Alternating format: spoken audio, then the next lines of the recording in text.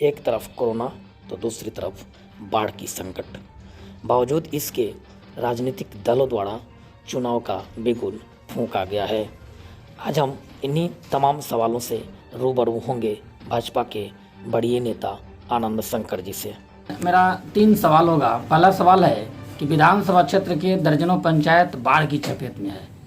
पीड़ितों के लिए सरकार क्या कर रही है? बहुत अच्छा सवाल किया आपने। देखिए, इसमें कोई दो राय नहीं है कि बाढ़ रूपी विभीषिका ने आम जनजीवन को एकदम शिथिल बना दिया और बहुत ही त्रासदी के दौर से गुजर रही है जनता। मैं धन्यवाद देना चाहूँगा। देखिए, इसमें राजनीति की बात नहीं हो रही। मैं सरकार को धन्यवाद देना चाहूँगा कि हर मोड़ पर इस भीषण बाढ़ के चपेट में हर एक लोगों के साथ सरकार जिस रूप से खड़ी है। आज देखिए, मैं मदारपुर से डुमरसन के साइड में जाने के सड़क पे गया था और बीच रास्ते से वापस आ गया किसी वजह से। सड़क पर जनरेटर की व्यवस्था हो या पीने के लिए शुद्ध जल की व्यवस्था हो या हर एक पंचायत में community kitchen, ward wise community kitchen की व्यवस्था हो, लोगों के रहने के लिए शेल्टर बनाने की व्यवस्था हो, त्रिपाल की व्यवस्था हो, मच्छर भगाने के अगरबत्ती की व्यवस्था हो, हर तरह से सरकार पूर्ण रूपेण मुस्तैदी से खड़ी है। मैंने आदरणीय स्वास्थ्य मंत्री जी से एक मांग की थी और उस मांग पर भी स्वास्थ्य मंत्री जी ने ध्यान देते हुए चिकित्सा के ऊपर भी उन्होंने विशेष व्यवस्था की है।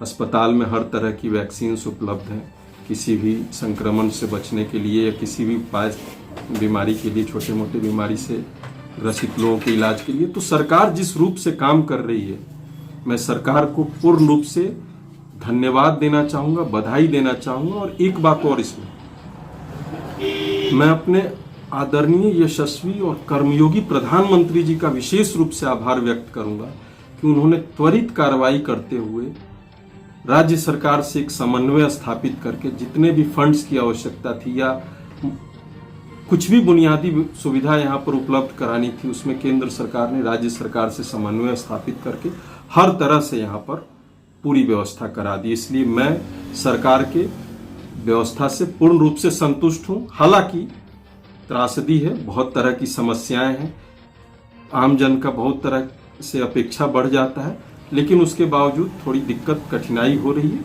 लेकिन सरकार मुस्तैदी से खड़ी है। आप कह रहे हैं कि सरकार मुस्तैदी से खड़ी है। आम जनता का एक क्वेश्चन है, आपके पंचायतों को रहने की व्यवस्था, खाने की व्यवस्था तक अब तक मुहैया नहीं की जा रही है, इस पे आपका क्या कहना है? देखिए, सिसई पंचायत में कुछ कन्फ्यूजन हुआ था। मेरी वहाँ के प्रशासनिक अधिकारी से बातचीत भी हुई है। वहाँ पर कुछ लापरवाही हुई है जिसकी वजह से किचन चलने के बाद बंद हो गया और मैं आपको आश्वस्त कराना चाहता हूं कि कल से वो किचन सुचारू रूप से चालू हो जाएगा। संभवतः आज शाम से ही होगा, अगर नहीं हुआ तो कल से। मैं आपको आश्वस्त करता हूं कि कल से सिसई पंचायत का वो किचन चालू हो जाएगा। सर, ये बताइए, भाजपा में कई लोग टिकट की दावेदारी कर रहे हैं, आपका नाम भी प्रबल दावेदारों में है। आपको क्या लगता है कि यहाँ से आप टिकट लेने में सक्षम हो पाएंगे? देखिए, भारतीय जनता पार्टी की एक संवैधानिक तरीके से एक फेडरल स्ट्रक्चर की प्रणाली है। क्या हर्ज है? आप तो कई लोगों को कह रहे हैं, मैं कह रहा हूं दर्जनों, सैकड़ों, हजारों लोग दावेदार होने चाहिए। हर एक व्यक्ति जो पार्टी से जुड़ा है वो क्यों नहीं दावा कर सकता है? लेकिन हमारे यहाँ टिकट का बंटवारा एक कमेटी है जो बैठती है, वो जिला की कमेटी है, प्रदेश की कमेटी है, केंद्र की कमेटी है, और वो तय करती है। और पार्टी जिसको टिकट के लिए उपयुक्त समझती है, जिसको टिकट दे देती है, वो चुनाव में आ जाता है और सारे कार्यकर्ता फिर एक होके जिसको सिंबल मिलता है उसको एकदम लग के मदद करके और मंजिल तक पहुंचा देते हैं। लक्ष्य क्या होगा? बनियापुर विधानसभा का विकास। किसी भी प्रत्याशी को टिकट मिलता है तो सभी व्यक्तियों का ये कर्तव्य होना चाहिए कि उनको मदद करके और बनियापुर के विकास के लिए उनको हाउस में पहुंचा दें। ये हमारे पार्टी की और हमारे नेतृत्व की यही परिकल्पना भी है और यही होता भी है। कोरोना और बाढ़ की त्रासदी के बावजूद चुनाव समय से होने की संभावना व्यक्त की जा रही है, आपको क्या लगता है? देखिए सर, इसमें कोई दो राय नहीं है कि हम लोग बहुत ही दुर्भाग्यपूर्ण और जीवन के सबसे कठिन दौर से गुजर रहे हैं। कोरोना ने जीवन गति को रोक दिया है और इस कोरोना के बीच में ही प्राकृतिक प्रकोप ऐसा आया जिस बाढ़ ने कमोबेश कई दर्जनों जिलों को प्रभावित किया है, जिसमें हमारा जिला भी है, छपरा भी है। छपरा का बनियापुर विधानसभा भी बहुत प्रमुखता से प्रभावित जिलों में है। विधानसभा में बाढ़ और कोरोना से झेलने के लिए सरकार पूरी मुस्तैदी से लगी है और कर भी रही है, लेकिन उसको चुनाव से ना जोड़ा जाए। चुनाव आपके लोकतांत्रिक व्यवस्था का सबसे मजबूत आधार है।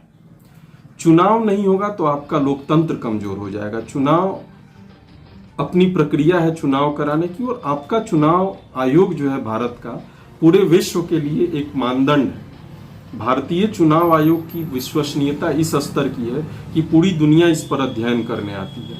और चुनाव होगा, चुनाव की कुछ अपनी सीमाएं हैं, उनका कुछ अपना नीति है, उस नीति निर्धारण से वो लोग चुनाव भी कराएंगे और हम सब लोग मिल के उस पर्व को जश्न के रूप में मनाएंगे भी। चुनाव होगा तभी तो व्यवस्था और आमूलचूल व्यवस्था होगी, आप मजबूती से वापस आएंगे। जैसे अभी एनडीए यहाँ पर खूब मजबूती से काम कर रही है, चुनाव होगा और मजबूती से काम होगा।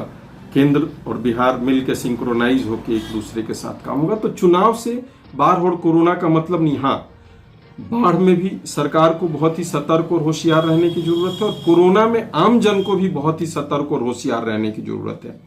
आज आप टेस्ट का रेशियो देख लें तो लाखों के भाव पर टेस्ट हो रहे हैं डेली।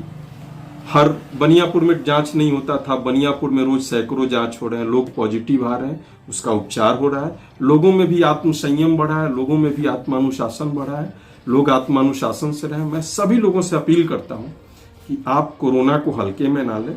कोरोना से चुनाव का कोई लेना देना नहीं है। आप आत्मानुशासन से, संयम से रहें, मुंह पर गमछा डाल के रखें।